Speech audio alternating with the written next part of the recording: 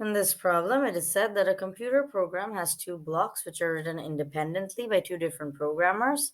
We are given the probabilities of errors for the two blocks, and it is said that the program returns an error. So we need to find the probability that there is an error in both blocks. So for this, let us define a few events. Let us consider that B1 is the event that there is an error in the first block. Let us consider B2 to be the event that there is an error in the second block. Let us consider B to be the event that there is an error in both blocks.